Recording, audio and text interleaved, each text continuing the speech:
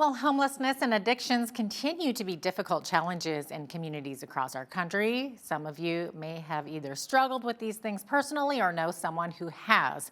Is there hope, though?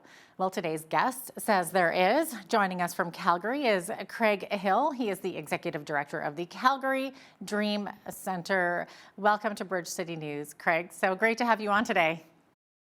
Thank you very much. I'm delighted to be with you.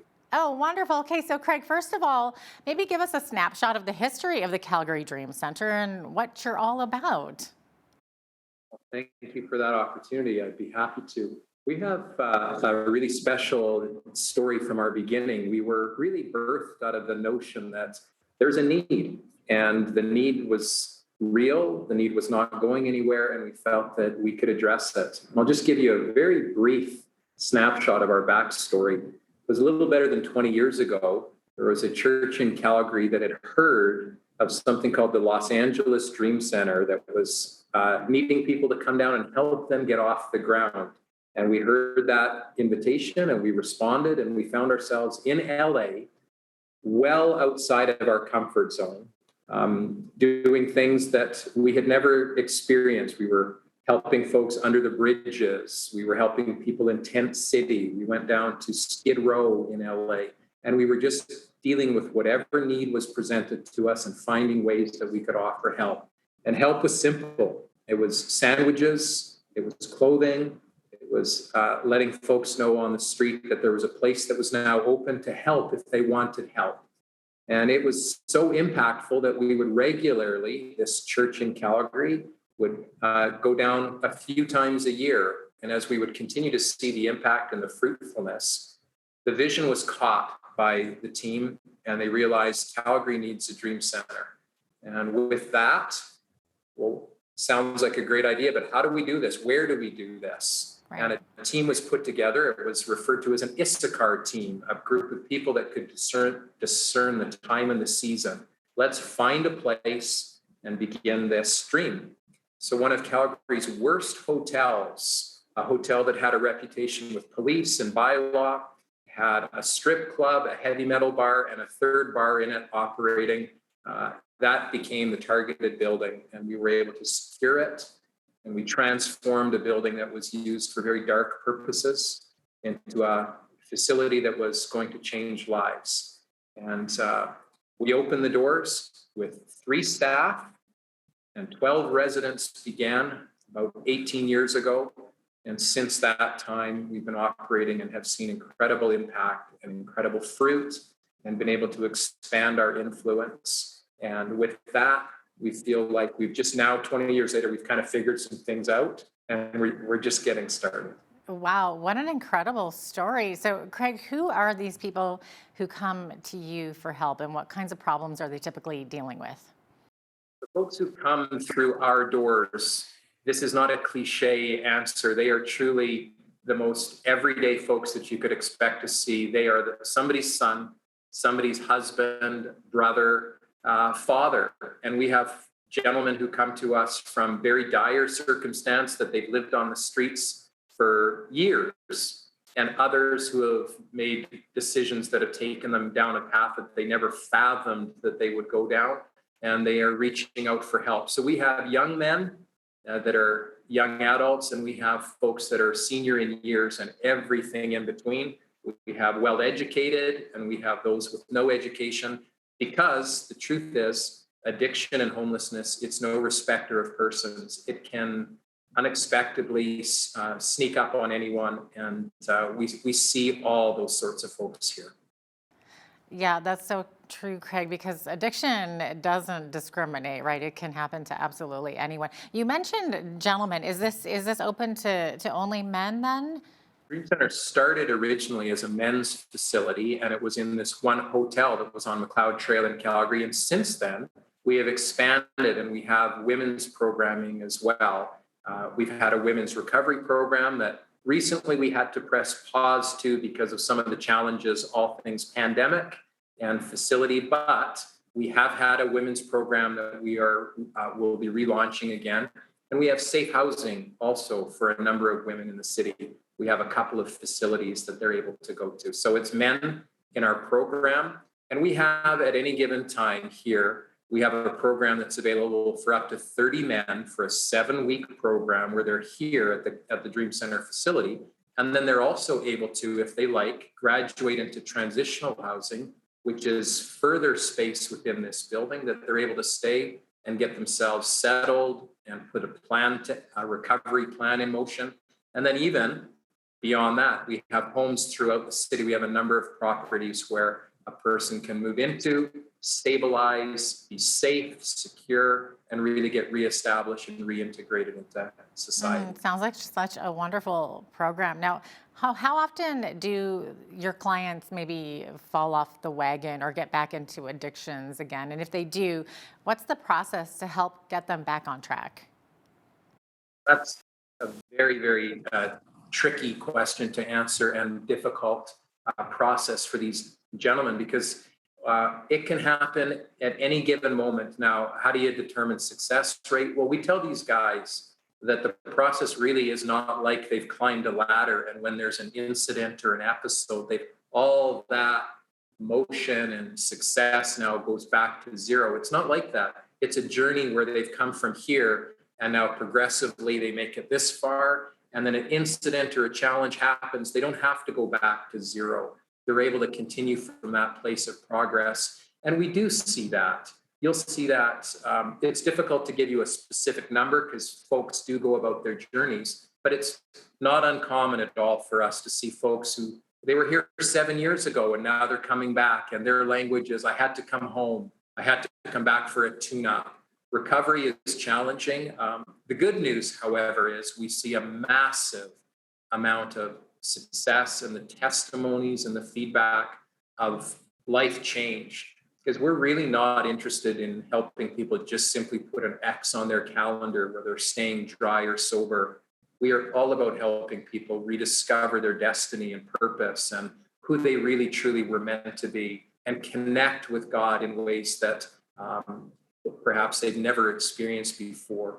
And there's the difference maker as well that I have to say I've seen. Those who experience what we refer to in this building as something special, because we welcome everybody from every walk of life, from every faith background. You can bring in any belief system you want here, but if we do our job well, we've been able to direct people to the God that we believe in, and He is the difference maker for sure. Okay, so now you are a faith-based organization. So at the core, I guess, of the Calgary Dream Center is that faith. So how do you go about sharing this or sharing the gospel with the people that come through the door, I guess, like your clients? And how do they respond to that? I had a gentleman come up to me this morning after our session together, and he just said to me, I have never experienced anything like I have experienced here. I've been to church, but this is different. And it's interesting because when people are at rock bottom, there's just a receptivity, and many of your audience today will understand that Jesus is so close to the brokenhearted, and there's something extraordinarily special about when someone is at that place of brokenness and dependence that God just shows up in a way that's so tender and powerful and special. What happens here is a person literally can come in with their story, their belief, their lack of belief, faith, no faith.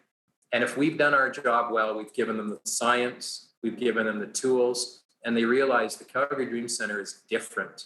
And we don't shy away from telling them that in the recovery world, Jeanette, there's often language referred to as higher power. That's kind of an understood, safe tone in throughout recovery communities and meetings. And we say at the Dream Center, our higher power is Jesus Christ as expressed through the Bible. And we're going to share with you who He is to us and the difference that our faith makes in what we do and how we do it.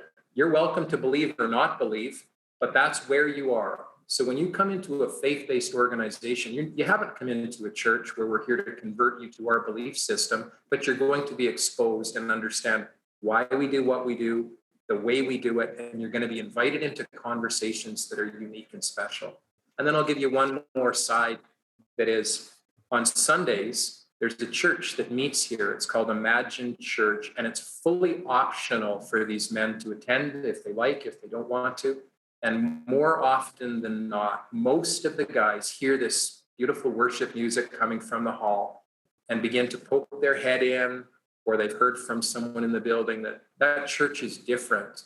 And you'll find these guys in program and not be able to differentiate between the PhD, the junior high school teacher, and gentlemen who are in program, because it's the whosoever is here. And that experience is really having a huge impact and exposing them to faith.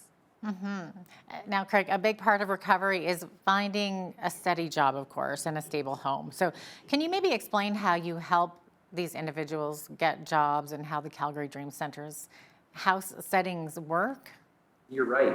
See, we're much more than just trying to get them clean for a few days or the X on the calendar. It is about restoring them to productivity and to their families. So, part of what's happening through their 7-week program are dealing with life skills and career skills and dealing with those, helping them with very practical things about this may sound pretty base, but oftentimes they come with no identification. They have no means of being reestablishing credit or cleaning up those things that are in the closet, the credit issues or things with the police, and all that sort of stuff needs to be addressed in order for you to take that next step. And our case managers on a weekly basis are having appointments and resourcing the gentleman in that direction. And then one other thing that we're really proud to be able to do is in the last little while, we have opened here at the Dream Center a thrift store.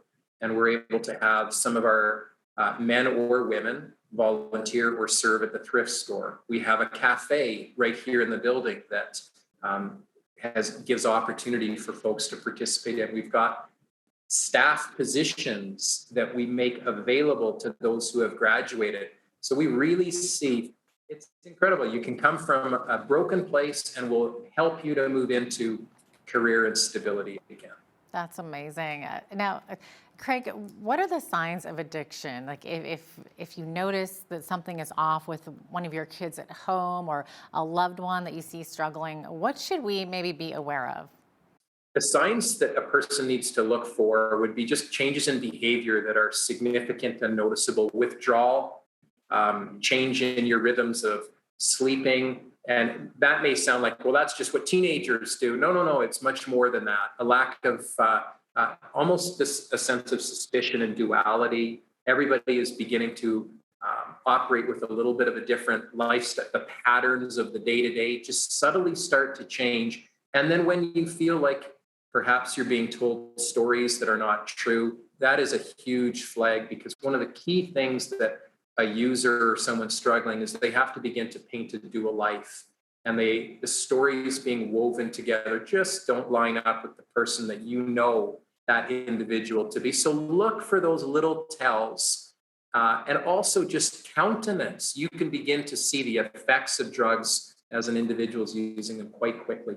That may sound simple, but I think the key here is you please don't ignore the promptings and those little indicators that something may not be right, and then ask the questions that need to be asked and listen carefully. Is this true? Does this align with the person you know them to be, or is there something here that's just not right? So if we do notice those signs of addiction, how should we be responding? What are the do's and the don'ts? If someone is not interested in getting help, you're going to have to just story, as difficult as this sounds, there is very little that can be done until somebody wants help. If they do want help, find the resources that are available quickly. Begin to reach out. Support is available through organizations like ours. There's tons of resources, and put those before your loved one, the person you care for. And if I could encourage, it would be do these things quickly. The sooner you get a hold, because the crisis right now, it's merciless, it's ravaging lives. And the sooner you can begin to help somebody get on the right path, obviously the better. Okay, and then finally, Craig, because we're almost out of time here, how can people get in touch with you guys at the Calgary Dream Center? How can people get more involved in helping you guys too? Sure, appreciate that opportunity to share. There's always volunteer needs here. Person can reach out through the calgarydreamcenter.com. All the information is available online. You can find our programs if you need help. You can find resources if you need help, volunteer opportunities. And then I would invite you to consider looking at some of the testimonials. You're going to begin to realize the beauty that is available, the other side of this disease and what's ravaging people. There is hope, and we're able to tell stories of hope. If you want to be a part of that, please, by all means, visit us, calgarydreamcenter.com, and you can learn more. Amazing. Thanks so much, Craig, for being with us today. We really appreciate having you on. Thanks for the opportunity.